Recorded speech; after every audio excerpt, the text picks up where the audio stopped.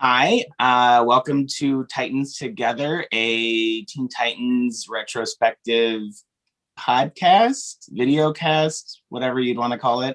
Something like that. My name's Joe Pride Cosplay, art and cosplay, and you are? I'm Geeky JP on Instagram, and my name is James.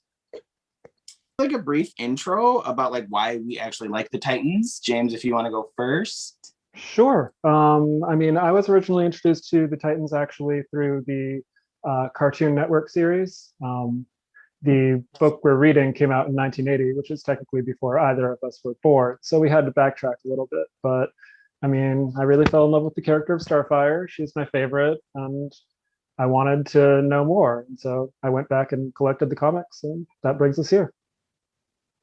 Nice. That is kind of a similar path that I went on. My grandpa had the nickname of Batman when he was alive. So that kind of inundated me with like a lot of Batman lore, which brought me to Robin, which then brought me to Teen Titans. And that was around the time when the cartoon actually came out. And I remember spending hours on like forums and wikis, just learning everything I could. Not necessarily reading as far back as 1980, but I started around 2011 when Jeff Johns run. And that's like the most consecutive run of Teen Titans that I had read before starting this podcast. So I thought it'd be really fun to go back and like see where it all began with George Perez and Marv Wolfman and a lot of the greats, everything that inspired the cartoon and future media and everything that started like everything that I read at that time. I thought it'd be cool to like go back and see where it all started, you know, and not just read it on Wikipedia. It's good, but it's not quite the same. Yeah, not quite the same. There was this website called titanstower.net, which like I used to like print out. I used to waste so much paper printing out like all of the character bios and all the costumes that used to exist. Like I spent way too much time on that website. So why don't you go ahead and tell us which volume we're starting with? By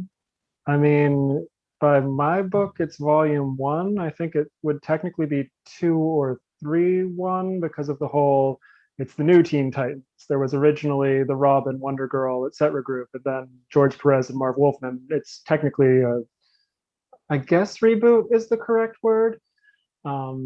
Sort of, it brings back together some classic Titans and then it adds new ones like Cyborg and Starfire and Raven. Yeah, so I'd say this is the first incarnation where they really start to gain a large notoriety. Teen Titans existed before George Perez and Marv Wolfman, like you said. I think for us, when we were coming up with this idea, we wanted to pick a starting point. And I thought, well, you actually had the great idea of starting here. Just because if we had started in the golden age of comic books, we would never get to like the 2011 run. We would be stuck in the golden age for like 2 years. Why don't we go ahead and start with issue 1, where it kind of all began. Sure. We get the great cover by George Perez, the, I would say, iconic cover that many artists homage to this day. Featuring all of our main casts. And the first Titan that we see is Starfire. She's escaping the Gordanian ship out of enforced slavery. What did you think of the first issue and what it encompasses? I of course love it because it starts with Starfire. I think it is a really strong character moment to have her sort of escape and liberation be kind of the framing device as an opening. I don't know. I tried to do a plot summary of the whole book, and it's 9 bullets because it gets pretty convoluted. There is so much that they pack into this first volume, like so many characters, so many like beginning of plot threads. Like I think it's a testament to the structure of what comic books were like in the 80s.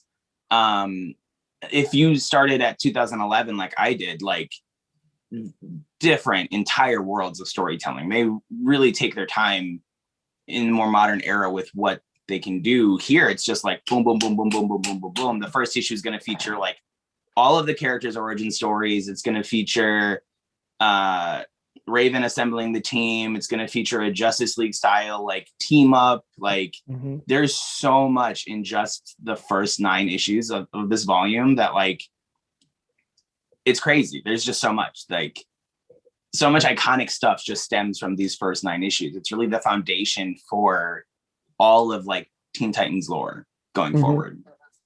I guess that's another point I would want to bring up, though, is that in this volume, Raven is sort of the leader. Like Robin is the field leader, but Raven is the one who brings the team together, and it's her story that is kind of their main adventure through this volume.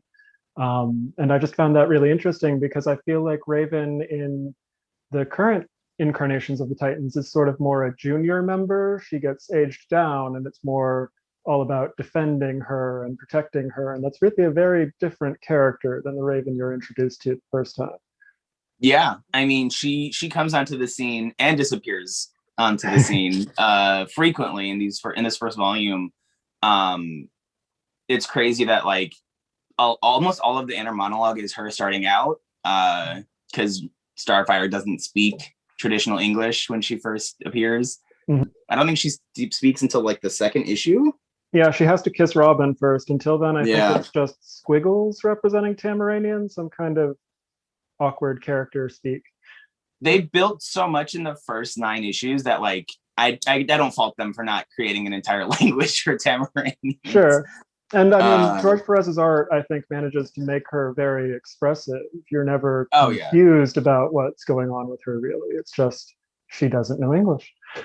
There were so many moments when I was taking notes where I was like, oh, God, just the way George Perez navigates not only like character emotion, but character action is just so iconic and inspired for somebody like me who is an artist. Like what he can do with a page is insane, what he can convey. So we get her evading Trogar, or Starfire evading Trogar and the Gordanians, who are the first villains technically of the Teen Titans. And amidst this space adventure, it was interesting. They called hyperspeed space sliding. I thought that was funny. Amidst all that, Raven is kind of approaching all of the Teen Titans separately and gathering them together, telling them that there's this great force approaching, this great evil. She finds Beast Boy. This is where she gets Cyborg. This is his first appearance. I think it's Raven, Starfire, and the Cyborg's first appearance. Yeah, we're always going to call him Beast Boy, I think, but it is technically a point that Wolfman was trying to make, that he's not a boy, he's a man, so he's calling himself Changeling now. And I think that was another one of Marv Wolfman's points overall. Prior to Teen Titans, he wrote about not liking younger heroes. He felt like they were kind of squeaky clean, and also that they were artistically depicted in this kind of diminutive, weenie sort of way. So I think that's why with George Perez, we get sort of a Riverdale effect, where these are all very adult teenagers overall. Oh, yeah. In art and in the writing. I mean, I think mostly everybody here is upwards of 17, 18 plus. Donna Troy's I think she's a freshman in college or a photographer. Kid Flash is currently at the point with which we find him retired and in college. So he's got to be in his like 18, 19 time period. We find Donna Troy contemplating the like mysteries of her origin and what her life is like. And this will be very interesting going forward because there's many, many artists and writers' takes on Donna Troy's origin, which we're gonna barrel through because there's just so much like it's gonna evolve over time, isn't it? There's just so much to her origin story that we just constantly find out that like writers just continue to add on to like either confuse or to clarify. It's a ride. Like it's definitely crazy. And at the end of this first issue, Starfire's finally with the Teen Titans, and we get the first kind of like a television show. Like the last few pages are devoted to like what's going to happen in the next issue. And this is the first appearance of Grant Wilson and the Hive. Two other, well, not Grant Wilson so much as the Hive, but very iconic characters to the canon of Teen Titans. What did you think of Hive's first appearance? I found Hive sort of confusing because they have technological elements and also very sort of mystical cult-like aspects that I just found kind of strange at first. I like more their magic or their tech, and Hive is sort of both, which threw me at first. Um, but and the other thing that's sort of weird is they're introduced welching on a deal with Deathstroke, more or less. It's just sort of They're funny not. that They're not the most trustworthy villains, that's for sure. It's crazy to me like what they kind of turn into as the years go on. To see their beginnings so infused with both tech and like this weird like mystic cult energy. Because it was definitely more defined in future years, especially in like the animated series, which I think is where it kind of really shined. Here it's very much like mystery people crowded in purple cloaks, and we're going to get a lot of purple cloaks in the Teen Titans canon as we go on. But this is kind of like the first ones. Issue 2 begins with Deathstroke's appearance as a gun for hire. Like you said, he is kind of like set up by Hive. Like they wanted him, but he said no. What was his reason again? I thought they didn't make payment, was my understanding. He They asked for either money don't up meet front. his quote or they owe him money outright. Mm-hmm. So we get the first like team fight, I guess you could say, outside of the Gordanian fight in first issue. This is like the more home turf New York City team fight, which is them versus robots. And we're not quite to the iconic either Titans Together or Titans Go team attack moniker that Dick Grayson and other teammates are known for saying in the Titans canon. We get Titans, let's get them.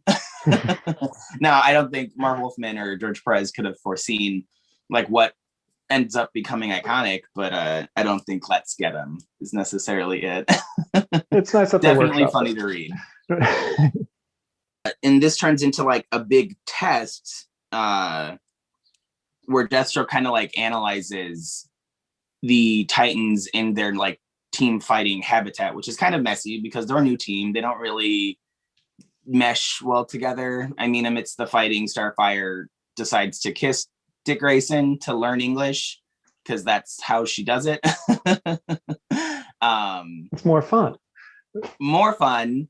Beast Boy or Changeling Beast Boy is definitely missing out, which is a common occurrence, is his comment on women in general, which gets tiresome, especially by issue 9. I'm like, Beast Boy, please. Yeah, it's very 80s machismo. I feel like when you watch Stranger Things and they lean on the sexism of the time, you also clearly see that in the earlier Titans, unfortunately. He's very like Steve Harrington season 1 energy of like, please rein it in. We find out that Grant Wilson like is having relationship issues, and it's a little CW, like you said. It's he's very mad at his girlfriend for reasons unbeknownst to like everybody, and he's just upset with society, I guess. So he takes up the deal with the Hive to take out the Titans because that's where Starfire landed when she first arrived on Earth.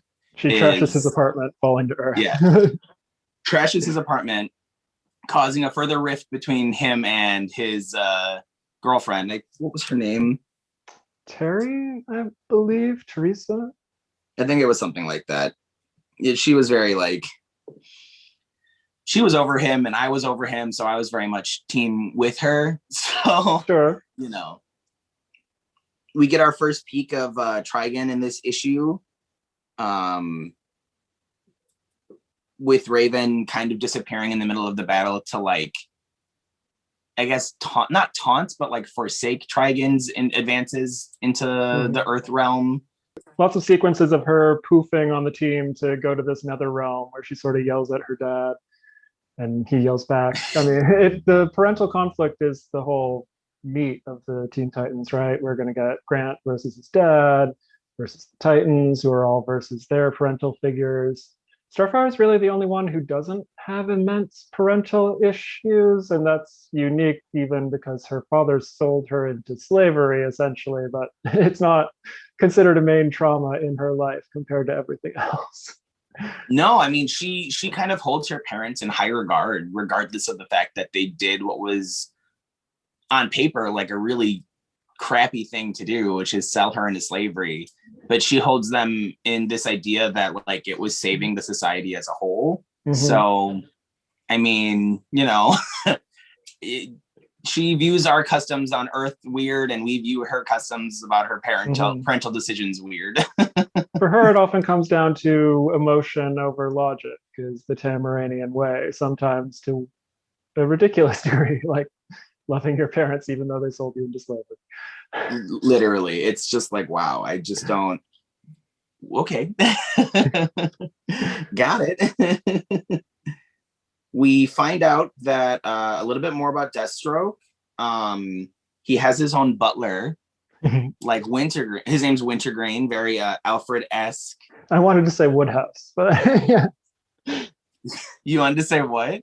Woodhouse from Archer. He has a old dude butler. It's sort of the same dynamic.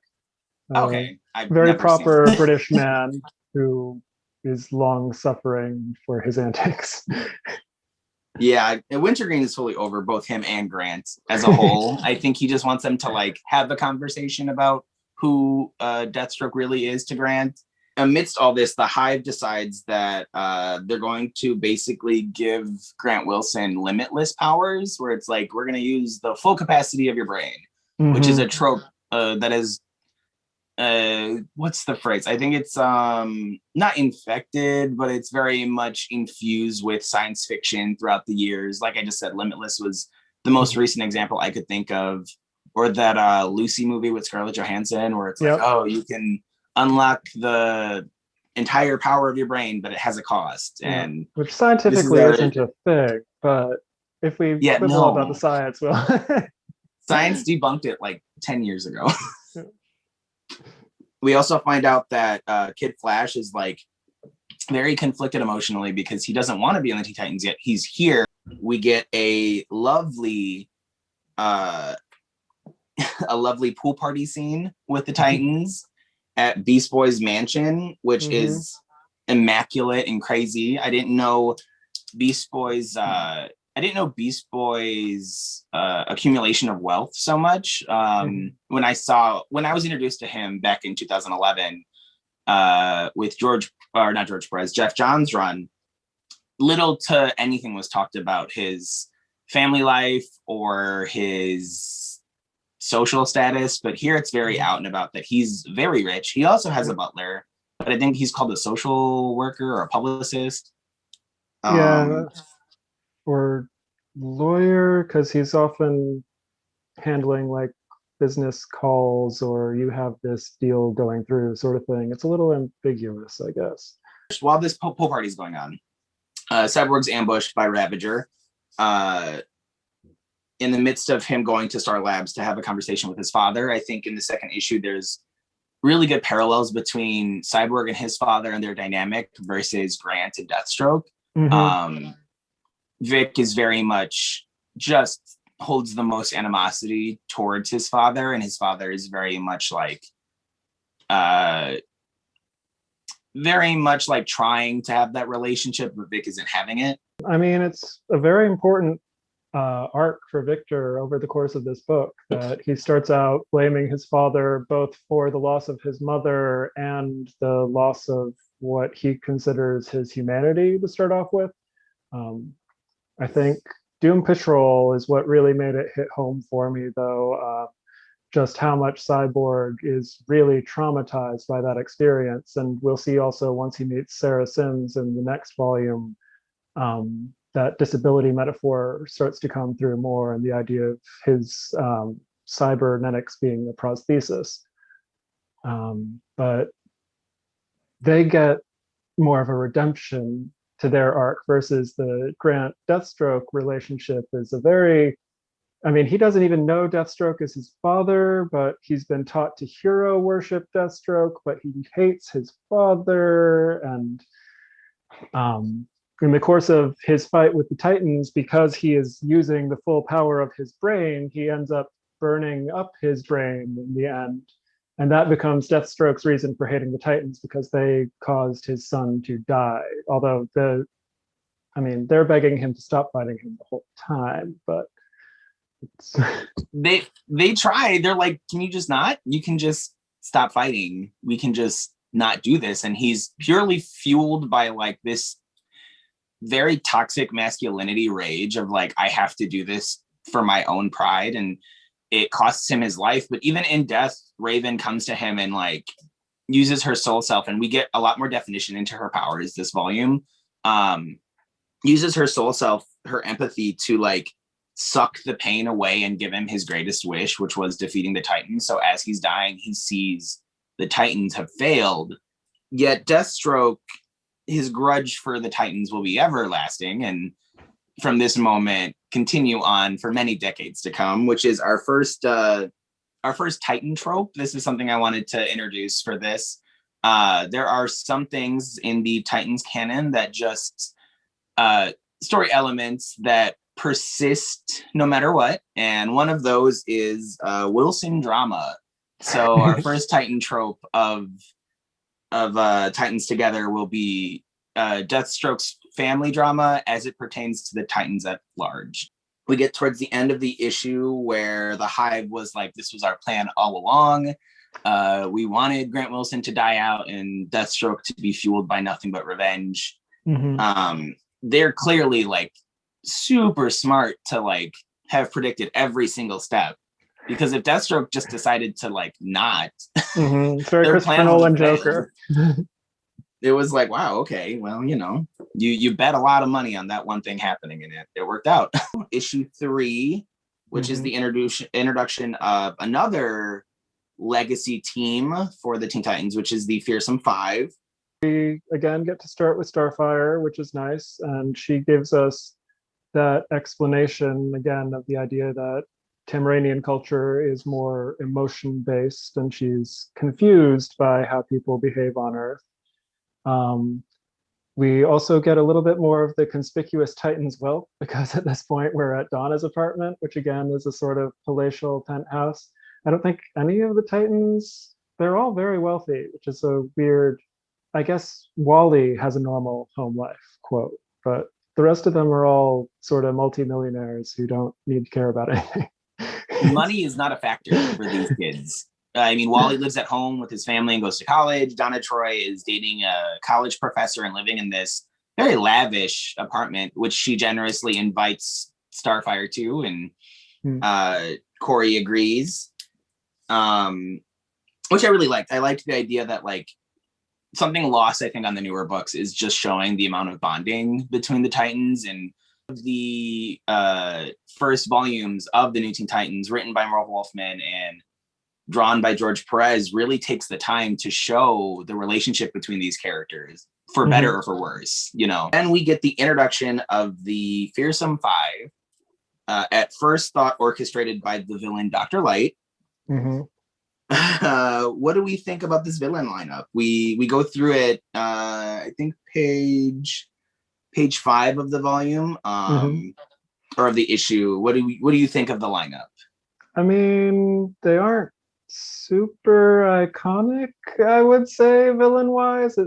I'll just be mean. I feel like the Teen Titans kind of got scraps here to a degree. Oh no! I guess Simon and Dr. Light end up having sort of more solid villainy going on, but the rest are sort of careerist criminals. It's hard for me to explain, but they're sort of like punch clock villains. That's the trope name. Like they're just there as a job. I think there's even a line somewhere that, oh yeah, this opening was published in Villains Weekly or whatever. What is that? It was crazy that they literally found each other through a Craigslist type villain search. Which leads to like conflicting ideologies on villainy for these characters, which is also interesting too, going into the next volume, which we figure out too. Villains aren't just villains to be villains. Villains have their own agendas, and while this team of 5 characters are categorized villains, they have their own motivations for being villains. So for Shimmer and for Mammoth, it's very much money. That's it. I don't want to deal with Titans. I just want to like get my money and run. But for certain characters amongst this lineup, it's a lot more it's a lot deeper than that, as we'll find out. We get more about Starfire's life. We find out in this issue what happened to her, and she mentions a family line on Tamaran of brothers and sisters, and that's where I love that, like, they mentioned just the fact that she has brothers and sisters, and that leads to so many characters appearing down the line, like Blackfire and her brother. I think her brother's name is it Redfire or Wildfire in some versions and Darkfire in others. Okay. Yeah, so like they plant the seeds for so many things to be explored in these first 9 volumes. That's really cool to see. As somebody who like knows what that's going to develop into, it was a really fun read in that aspect. We get the actual fight scene, I would say. Yes, the defeat, the first defeat at the hands of the Fearsome Five, because once again, the Titans aren't necessarily the best crime fighting team yet. They have kinks to work out. Yeah, they're very new to the game, and this brings into like that. I think we're just leaning out of the golden age of comic books, where like they have to come up with a reason why the Fearsome Five didn't just kill the Teen Titans like they could have and gotten away with it. Shimmer takes them all out instantly. She turns the whole room to ether, and then I think it's Dr. Light is just like, okay, let's go. And I found that extremely weird to read it. I'm like, what is happening? Why did you have them in the palm of your hand? I think it's eventually revealed, not in this issue, that that's Simon mentally manipulating him, because Simon, although empowered by Trigon, he's a double crosser. He doesn't want Trigon to destroy the world because who would? Simon is quite the conflicting character amongst the Fearsome Five for a multitude of reasons. We get another conversation at Vic's apartment, because Vic is I guess Vic's father's apartment, because Vic is, I don't want to say homeless, but they just don't show where he lives before he inhabits his father's apartment later on down the line. But we get another conversation between him and his father. It's, again, a lot more of the animosity. His father is trying to like reach out. He hints that he doesn't have necessarily all the time in the world left. So that's a plot thread that was really cool to see started here. I mean, it ends in like 4 issues, but it's really cool to see that they planned it from the start.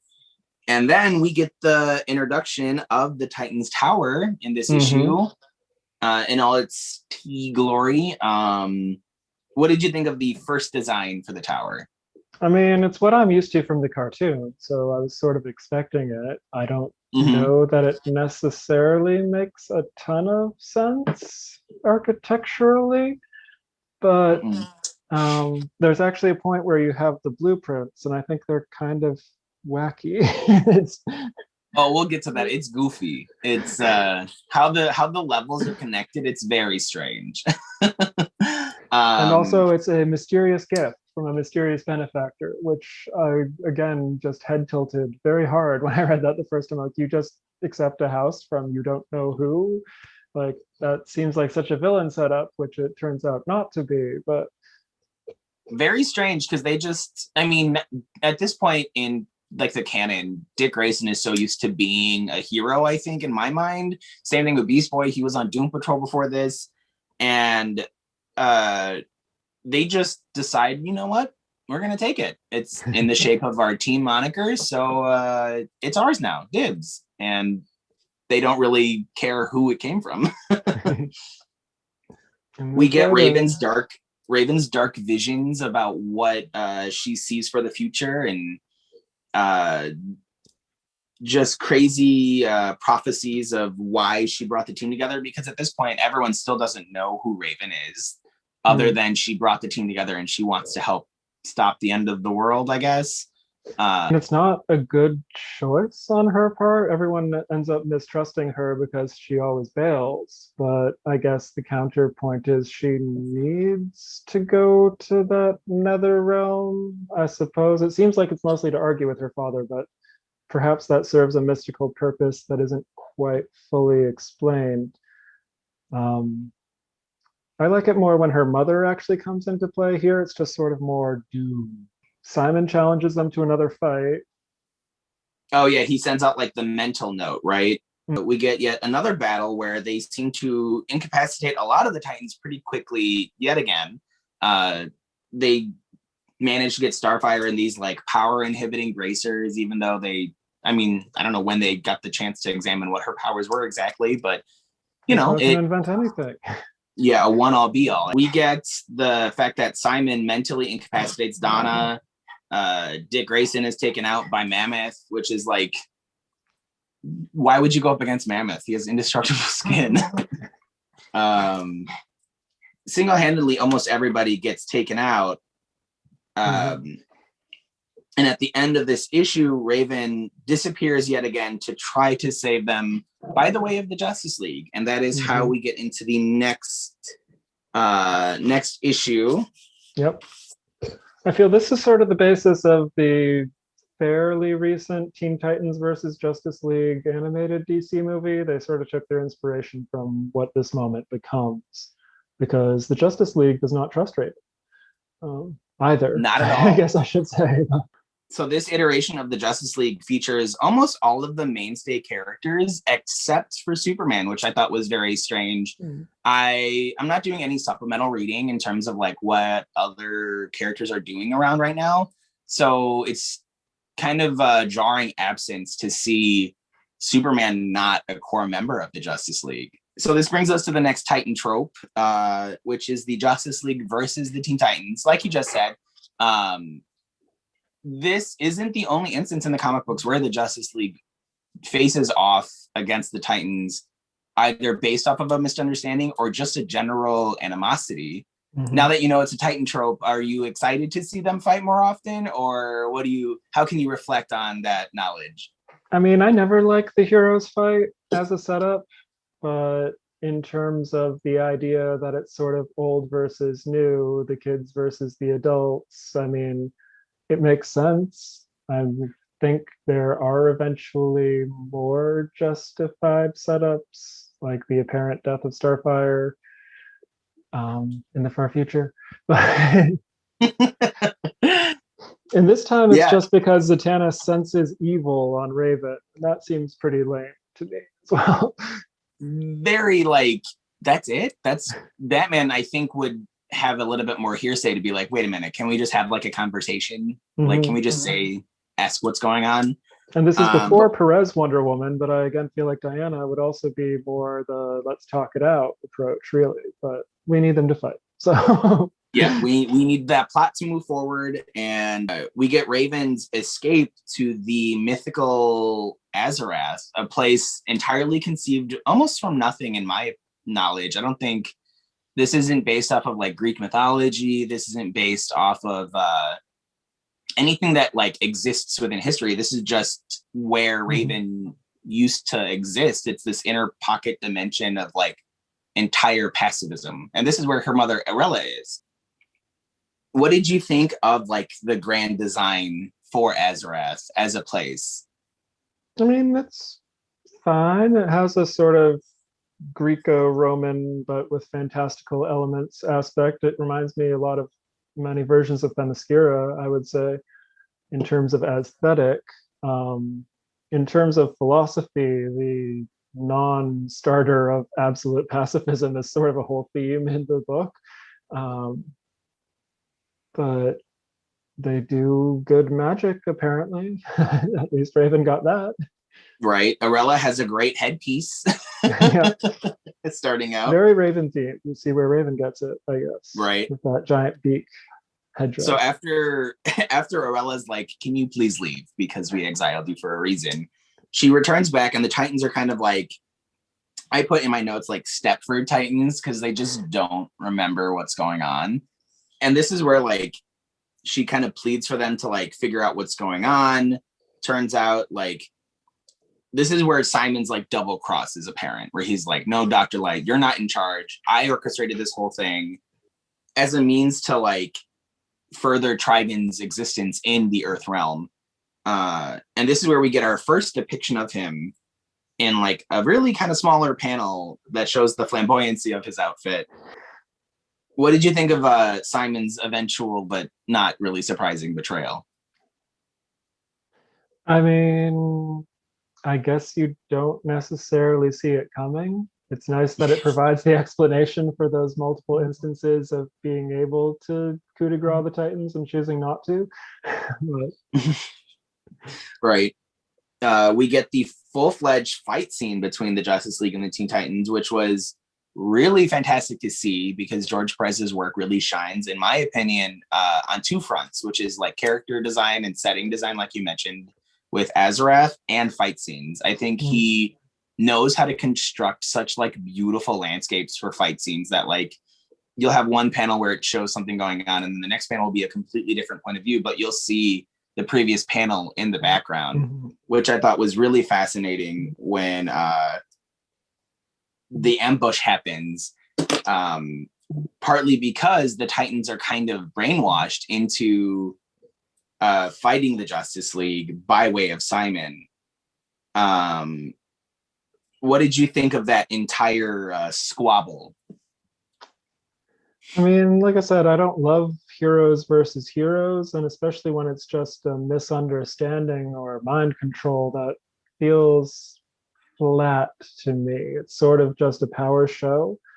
But I mean, it shows you certainly the capability of the Titans and the fact that they can stand up to the Justice League, which is cool.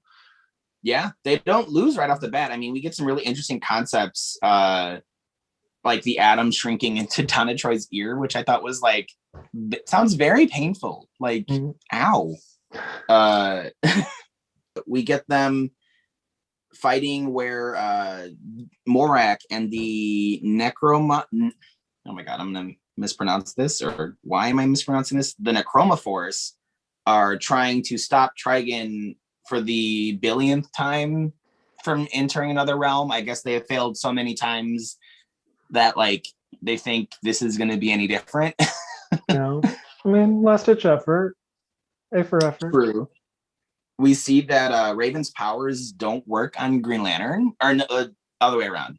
Her astral projection surpasses Green Lantern's powers, which is really interesting because I don't think I've seen them fight from when I started reading books.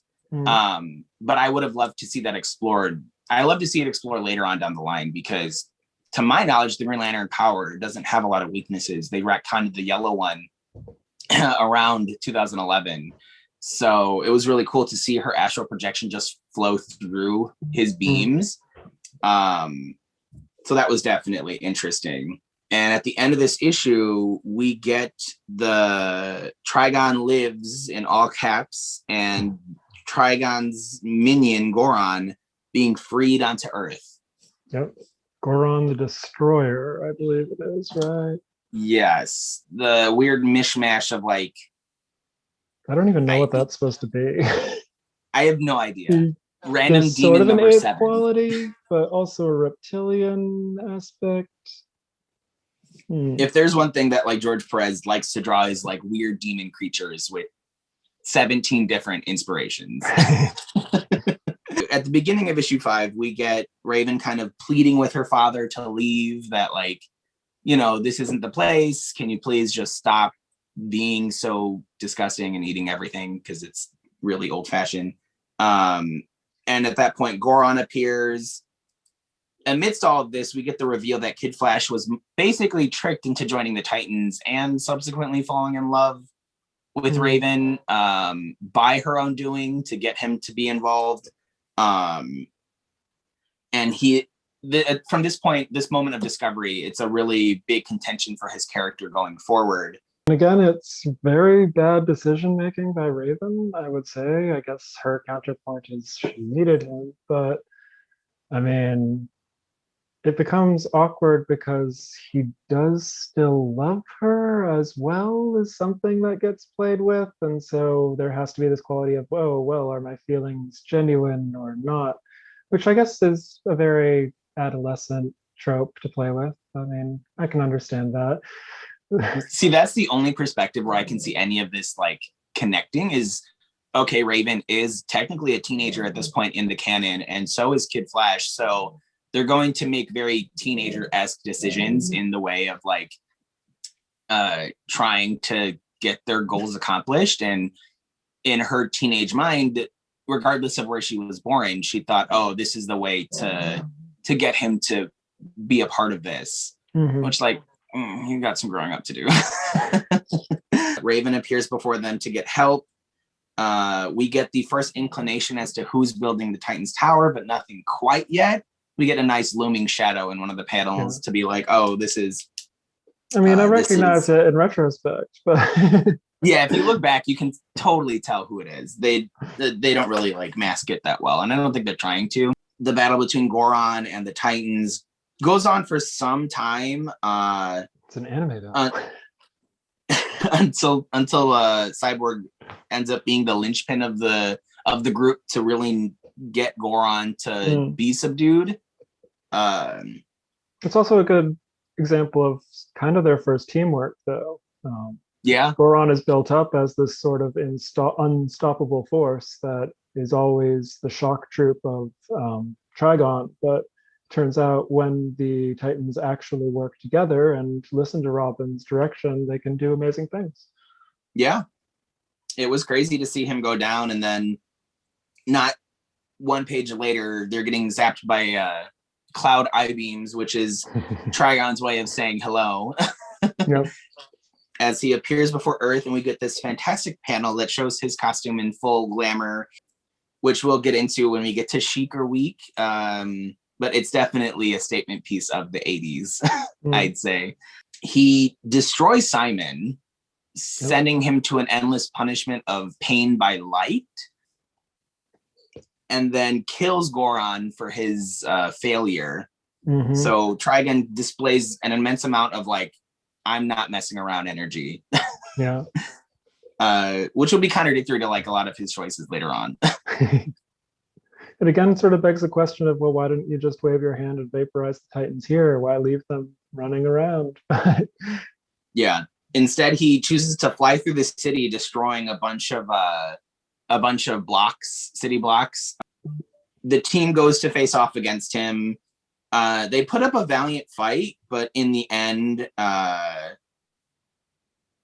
don't think it was for much. Raven ports them to Azarath to try and solicit the help of the wizards there, but again is told that they won't lift a finger.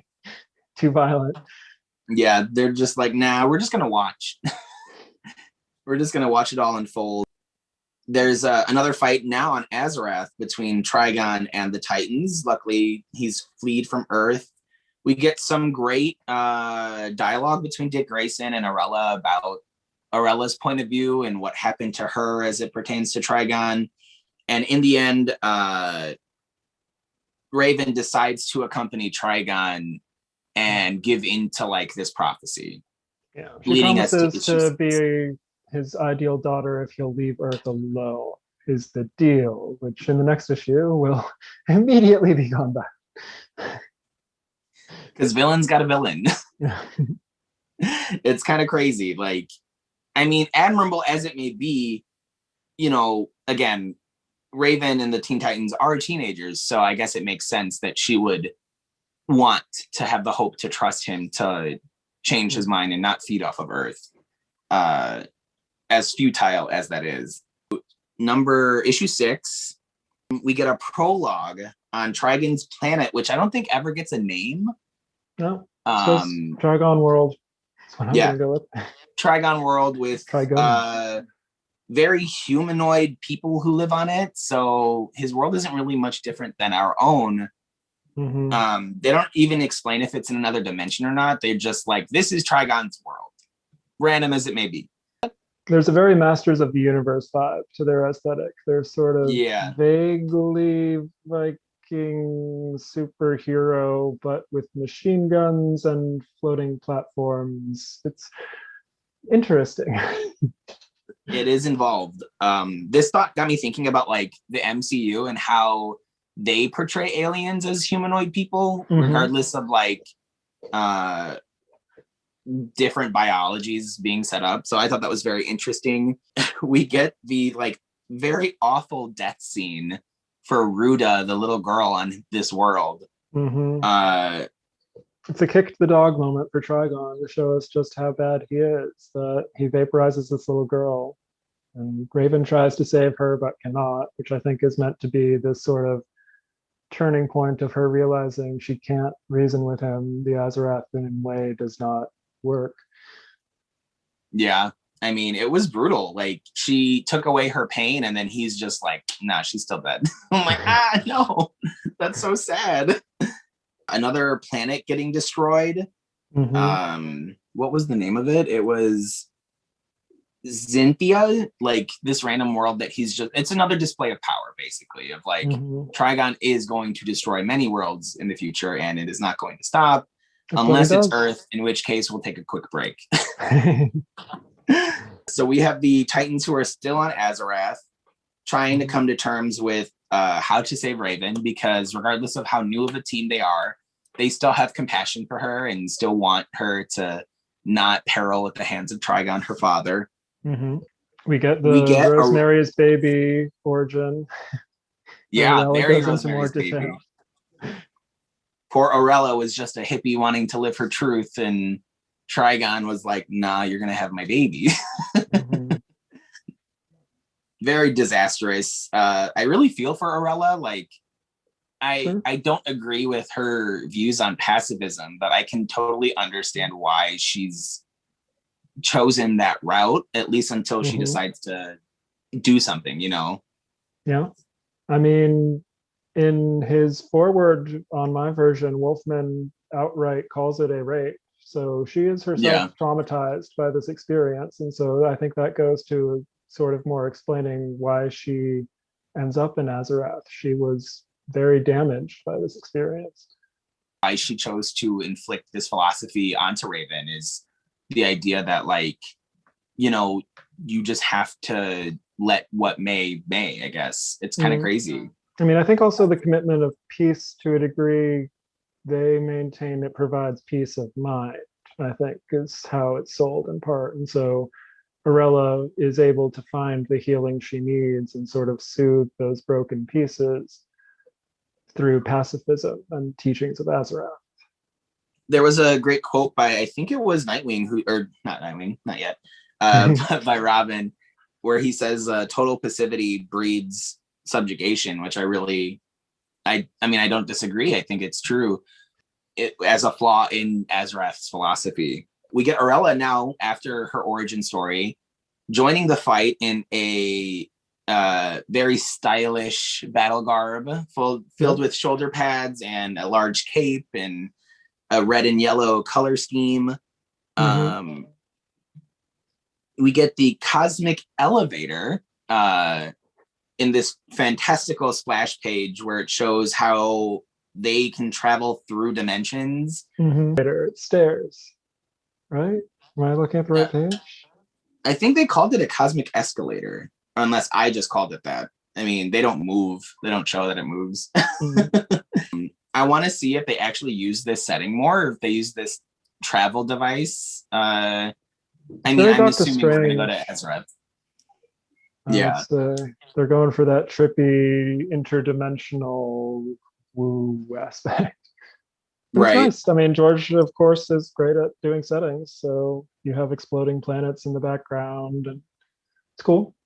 We also get another Titan trope, which is the evil dog lackey, which is funny. Like, I remember when we recorded this the first time, I didn't even pick up on this. There is, in the iteration that I read of the Teen Titans, starting in 2011, there is an evil dog lackey, which doesn't spoil much, but like, it's just interesting to see it here and like know that on some level, I think the writers of that iteration had this in mind. So it was cool to see Trigon's Hellhound attacking the Titans. His name is Fang. As adorable as the pupper is, he eats some people from Trigon's world and subdues the Titans. I mean, lots of attempted heroics. It showcases sort of each of the Titans' powers again, although also in showing how none of it is enough to defeat Trigon. It is a lot of futile, like, well, let's try this. While the Titans are fighting or losing to Fang, Orella finds Raven. Comes the escape of the Titans because they were captured after the defeat at the hands of Fang. There's a another battle standpoint between them. Raven tries to use the compiled energies of all the Titans to fight him. They don't win, but they manage to subdue him just long enough for Arella to sacrifice herself to guard the door that's keeping Trigon locked at bay in this dimension. I wrote in my notes that it's very like Sailor Pluto, if you get the reference. I literally just got off watching Sailor Moon Crystal, and it was very like cool to see the parallels between Sailor Pluto's journey of guarding the time door to Arella guarding the door between Trigon's escape. Interesting end note for her, because she wanted pacifism but ends up in an eternal battle. Yeah, So that's gotta be exhausting. So that brings us to issue 7. the assault on Titan's Tower. We get the return of the Fearsome Five so soon after their awkward defeat. The But Titans now they're return under their home. own power, right? They aren't lackeys of Trigon in any degree. This is the Fearsome Five deciding they want to fuck up the Titans because. Yeah, this is purely like self-motivated. There's no Simon at this point. He's suffering in this eternal light pain thing. You know, a nice vacation spot. We get Flash deciding he needs to take a break from the Titans, just to figure out his own headspace, which I guess I can't fault him for, and none of the Titans do. He clearly has a lot to figure out. And this is when Simon, in this eternal pain light dimension, comes to Dr. Light and tells him, you need to free me and we will take on the Titans together. We have Raven deciding to actually stay at Titan's Tower to live permanently because she can never return home to Azarath. She was exiled for fighting, for being too aggressive. Yeah. But I mean, like, it's either that or the end of the world. What are you going to do? With, weirdly. I mean, I guess the point was they wanted to lay down and die. But... Weird. We also get some little hints as to Wally's future and what he wants when he decides to take a break from the Titans. He contemplates marriage and he contemplates kids. Spoiler alert, I guess. Well, yeah, spoiler alert, he does actually end up getting some of those things. I don't want to say how many or what exactly, but let's just say that he has certain goals in life that he explains in this issue that come to fruition a lot further down the line. And then we get our next Titan trope, which is the break-in at Titan's Tower. A very, very, very common occurrence for many villains. I think when we get into like the late 90s, early 2000s era, we're just going to start handing out badges to villains for like, you broke into Titan's Tower. Congratulations. You're one of many. Achievement unlocked. Yeah. So the Fearsome Five break in before the Titans can even arrive home, to which they arrive in a massive chaos. Raven being the first to be subdued at the hands of Dr. Light, kind of sending a warning with her soul self that like there is danger in Titan's Tower. This is where the schematic is found, like you mentioned, where we get the very awkward building structure by way of rounding staircase, I guess. It's one spiral staircase, which I don't think is up to fire code, but also, wouldn't you want an elevator in a tower? It's 6 floors, which I guess I wouldn't have a problem walking, but odd. It's 6 floors up and 3 floors down. Yeah. And like, you want me to walk all of that? I don't think so. Kind of crazy when you think the cartoon set up the like giant elevator at the center of the tower, which kind of is an homage to this, but like there are many upgrades to the Titans Tower over the years. This isn't even the Titans Tower I'm used to, because when I started reading, their base was in San Francisco.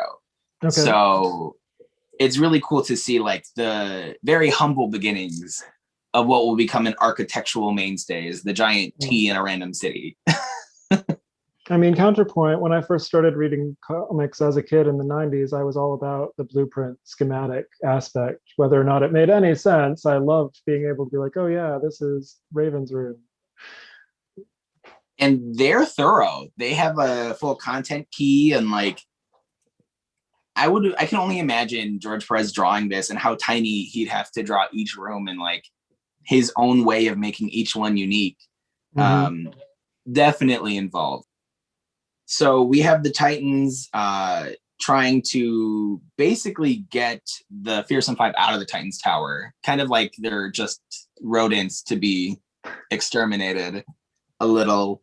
We get this nice moment between Cyborg and Raven.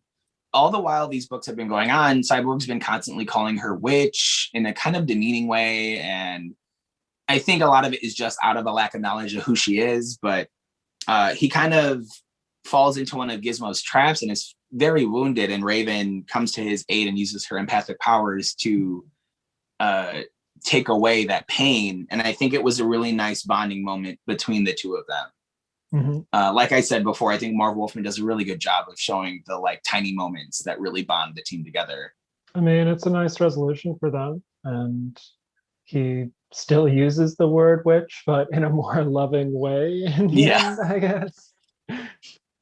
The connotation definitely like shifts after that moment. We get Donna Troy and Starfire versus Mammoth. And I was sitting here the whole time reading it being like, they can beat him. Right? I know they can beat him. Each of them. Maybe their strength comes with age, but it, like me reading it now, I'm like, come on. I know Mammoth and I know his power set, and there's no way two characters like them could even lose in any way, shape, or form like they do here, in my opinion. We get Gizmo almost killing Dick Grayson. And a nice fun reversal of the damsel in distress moment where Starfire saves him. And Raven revives him. Again, her healing abilities are very invaluable. Yeah, because he'd be dead. I don't think any of them could have saved him, especially since Donna was subdued at that point. Kid Flash wasn't even here to contribute anything. Raven is really the only one doing the heavy lifting. I mean, it is a sort of awkwardly drawn panel. I know this as Raven fucks Dick Grayson back to life, but I've seen that several times. I don't want to say that there is a love triangle that happens between them. But, you know, this kind of hints to that being a possibility. I don't know that I would straddle someone to resuscitate them necessarily.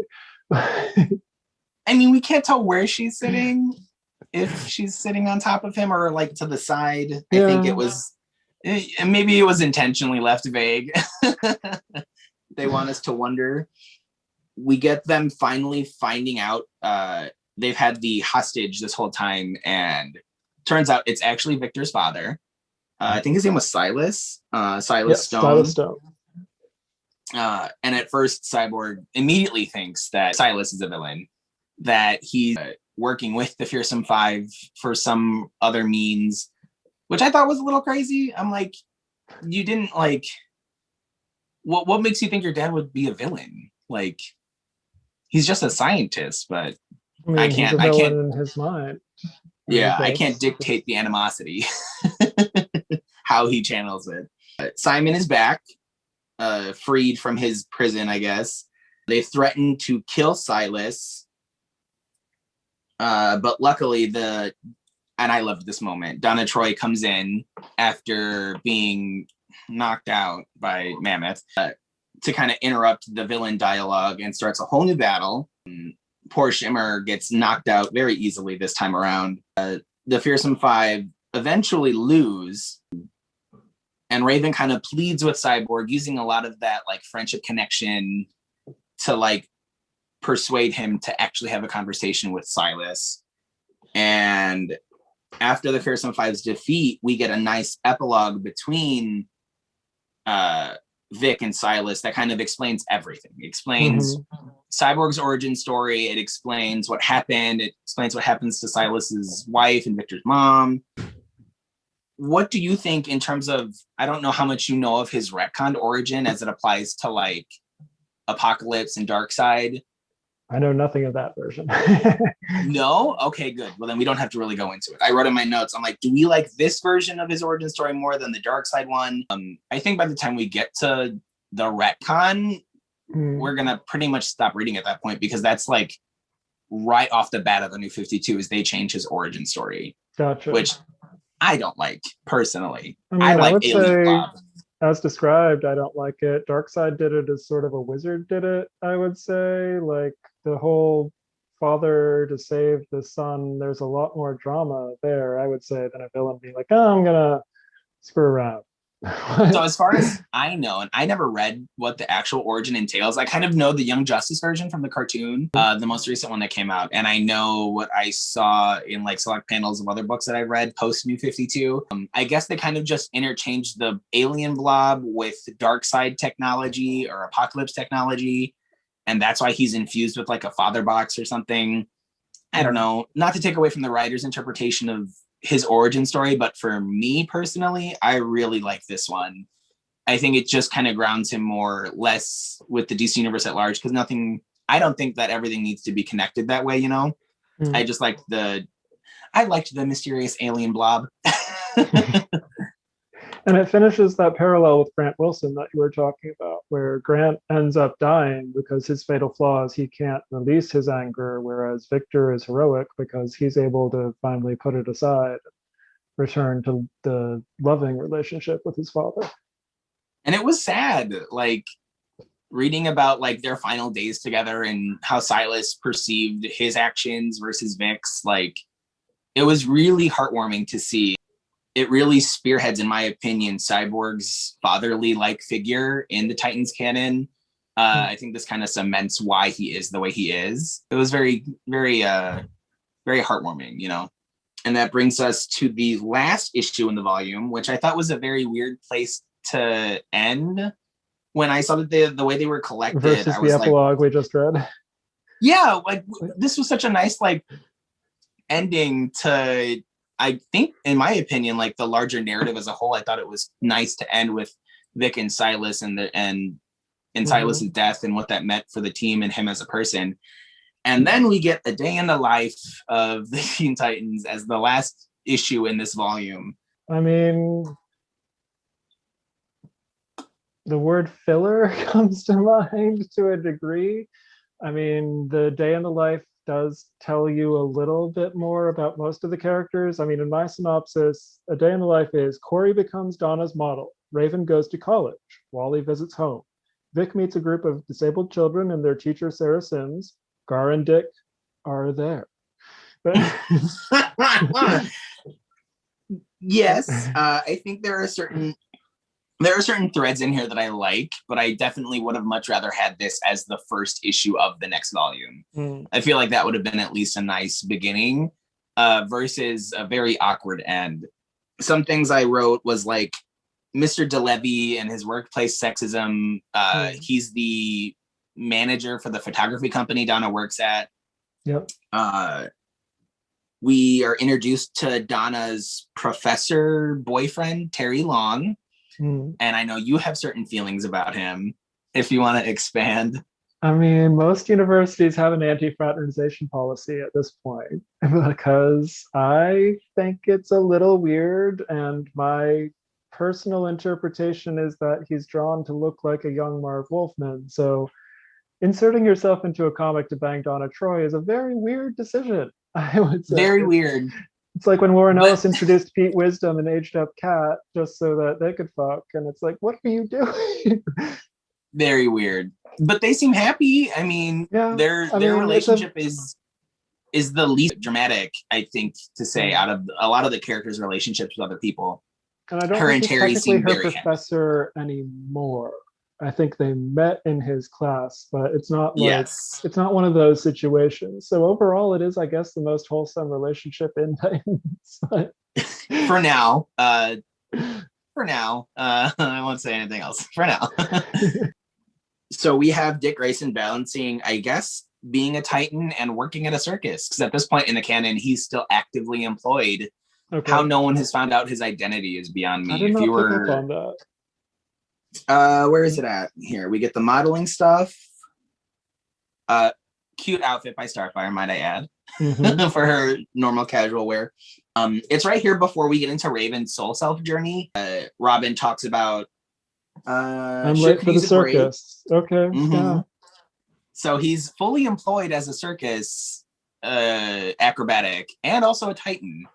If I was any worthwhile reporter in the 80s, I probably would have made that connection. But who am I? The mask does everything. Right. So we get Raven attempting to become a little bit more acclimated with the world at large by way of soul self journey. I think a lot of her troubles are kind of self-inflicted because she could have just walked to the campus. Yeah.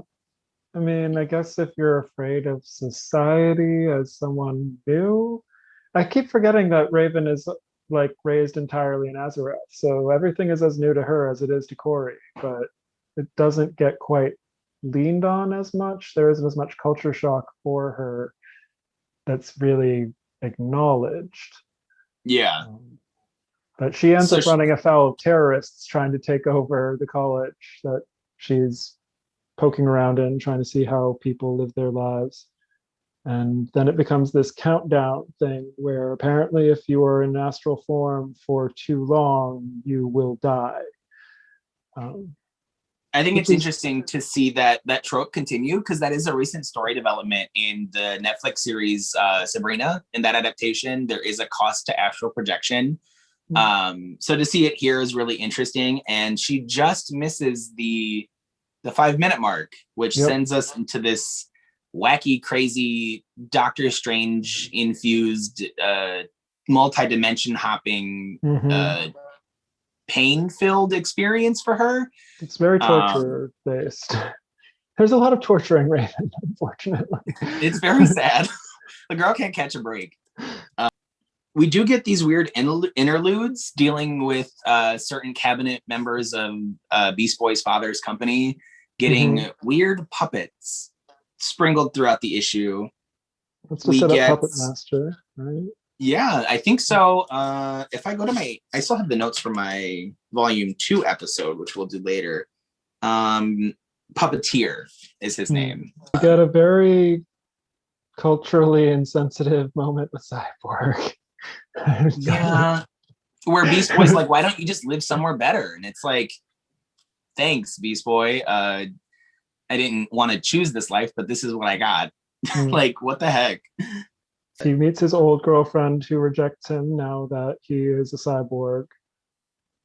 She was very dramatic about it. Miss, what's her name? Mary or Marcy? Miss Marcy was very upset that Cyborg lived through a traumatic experience and just has to like be half robot now. I mean, she goes pretty extreme with, why didn't you just die? Yeah, that's real rough. Like, I mean, wouldn't you be happy that he lived? Why? I mean, if you don't want to date him anymore, that's entirely your prerogative. But like, to wish death upon him because it would have been easier for you is kind of rude. Yeah, I think it's maybe a difference of the times. I don't know, but there's definitely this sort of idea of, oh, because you're maimed, I can't even bear to look at you. Please exit my life.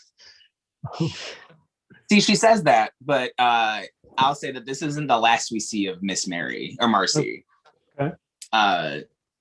Definitely, I mean, I don't know as far as the rest of the canon goes, but from when I started reading, Marcy makes an appearance or two.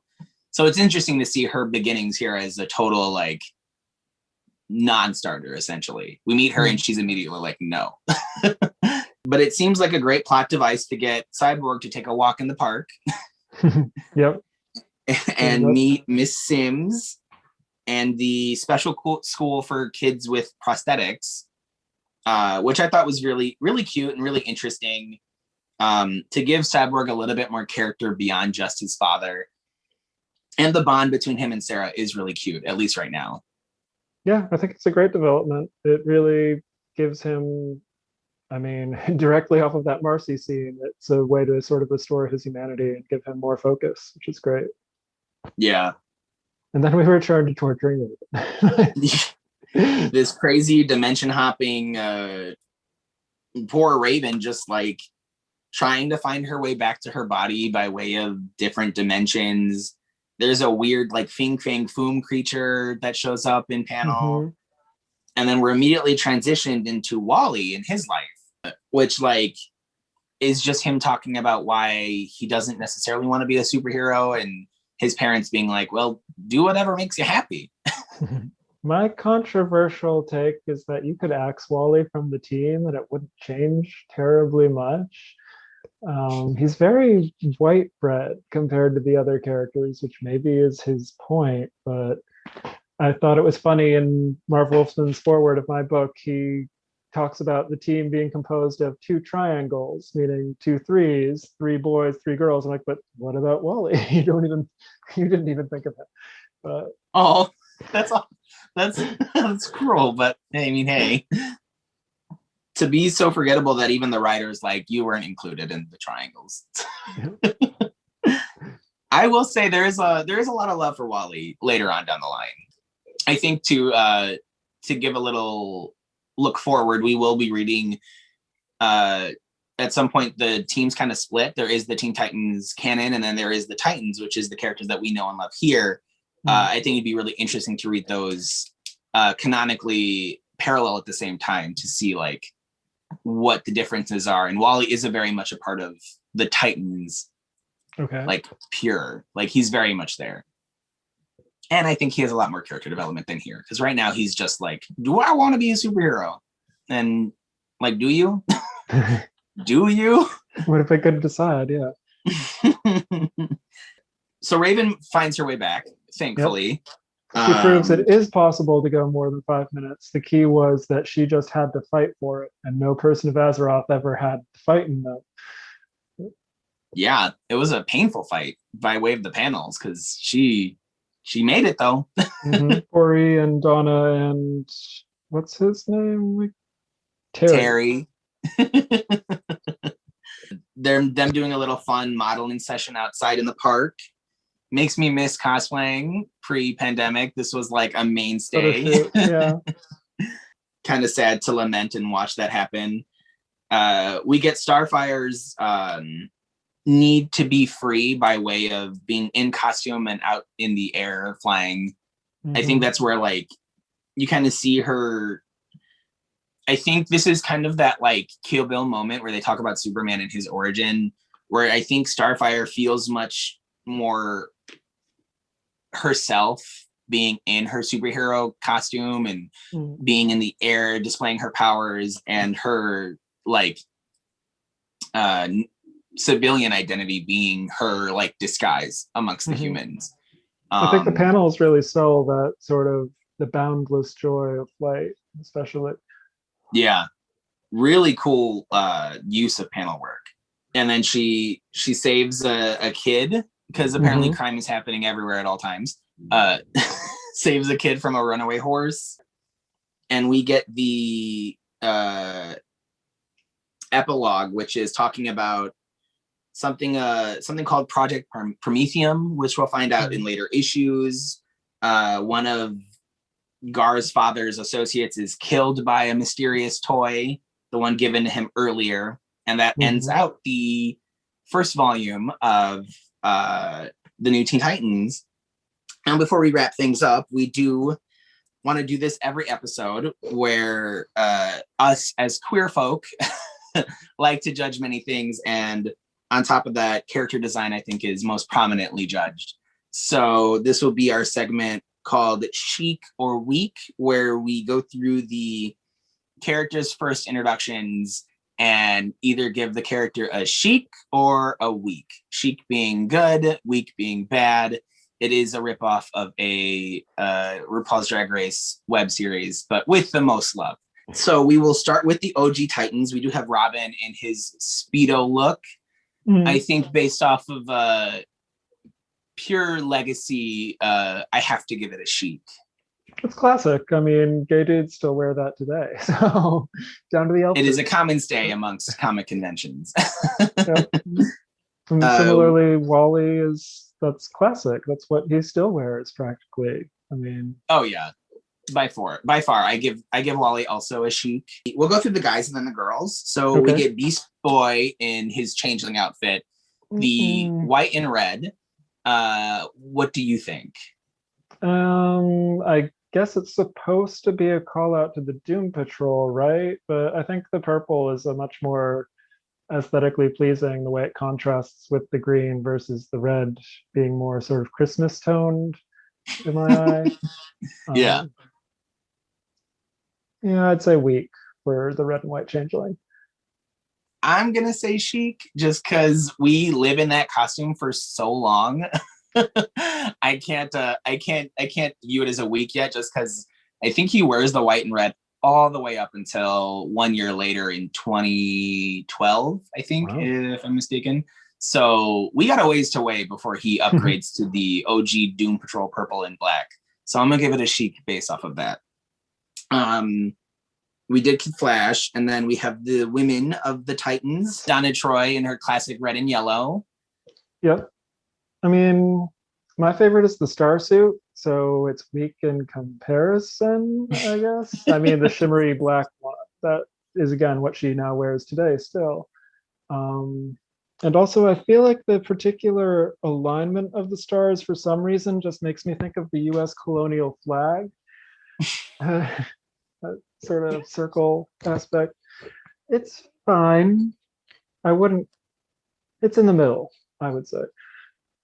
Okay, well, I'm completely biased, so I have to give it a chic. Just like I'm assuming you're completely biased when it comes to Starfire's outfit The original Starfire is perfection. I is mean, perfection. for an alien space princess, I mean, I think it maybe could have been more armored, for example. The lack of covering her body certainly has implications, but then again, the idea is Tamaranians are free lovers who have solar based nigh invulnerability. So why would you wear armor? She's proud of her body and has never been taught to be ashamed of it. That comes up several times. So I think it's great. It's a wonderful color scheme. The little jewels sell me on that sort of princess aspect. Yeah. You look so happy just describing her outfit, by the way. I have to give it a chic. I mean, artists can tinker and toy with the outfit in many ways, but I think the core concept of what makes her costume great is right here. Like, this is the blueprint. You can't go wrong. And then Raven, I think my only problem with Raven's outfit is the flats that she wears, because it always is, it's just weirdly drawn because it just looks like she has like a sock that doesn't look all the way up. I don't But care other than for the that, it's a chic for me. medallions. Mm-hmm. She has two very big Raven decals right here that I feel are doing too much. So is it a chic or a weak for you? I'd put it in the middle, I guess. I see where they were going, but it's a very impractical costume all around. I guess says that like she's a wizard, but I don't know. I'd say to her benefit, her costume does get more refined as the years go on. Many artists have their own different interpretations for her, so luckily we have that to look forward to. We then move on to the Fearsome Five. Oh, we missed Cyborg though. Oh, we did. Oh, my bad. I mean, I of course say this one is weak because I don't know about the teeny tiny silver jumpsuit. I mean, that's something I would wear, but I don't necessarily believe that Vic would. Yeah, it's interesting to see, like, it's hard to conceptualize what parts of his body were destroyed in the accident with the giant alien blob, because it's a very conspicuous like harness situation going on. I think this one benefits from time because the animated series, I think, really cemented what his outfit should look like, and the comics adapt that outfit going forward post the animated series. So I guess I would also give it a week, just because I think the fact that it does improve greatly over the years is a testament to like the better it could be. So it's a week for now. It definitely turns into a chic later on. Okay, so now we got the Fearsome Five. Yep. Starting with Dr. Light. How do you feel about his color scheme, his outfit? I mean, I think he's the best of the five, I would say. Agreed. It's the most sort of put together ensemble. I mean, there's going to be a few that we get to in the Fearsome Five that are just like, why? And Dr. Light definitely, while he doesn't have it together mentally, has it together with his sense of style. So I'm going to give it a chic. We get to Simon, who is in the like purple robe with the exposed brain. Mm-hmm. I mean, I'm going to give it a chic just because. It's different. I mean, it could be more designed, but yeah, I mean, he still exhibits traits of this look today again, so it stood the test of time. Yeah, I'd say so. We move on to I'm gonna save Shimmer for last. We'll save her for we'll move on to her brother, which is Mammoth, who is rocking a gold harness, black suit situation with a bowl cut kind of deal. Mm-hmm. What do you think? I mean, in terms of communicating that he's done muscle, I guess it works, but it's not a very pretty costume. All those studs are, again, it's busy too. He's another one like Cyborg where I think artists further down the line improve with what is here. Mm-hmm. So I'm also going to give it a week just because I know what his outfit turns into. And while it isn't necessarily completely different than what it is now, I'd say like definitely an improvement. I'd put it in the middle. Compared to Gizmo and Shimmer, it's not as bad, but speaking of, we get to Gizmo, who's rocking an entire green, like forest green situation. I'm confused. Is it Robin Hood? Is it Leprechaun? Like, what was the inspiration here? It's just a little green hooded suit. It's very strange. Definite week. Mm-hmm. And then we get to the mother of all awkward choices, and that's it's Shimmer. A look. It's a look. It features George Perez's favorite colors, yellow and red. However, it just doesn't. What are the weird circle cutouts? I mean, she has cutouts all the way up and down her body, and I mean, conversely, I think a drag queen would slay with this, right?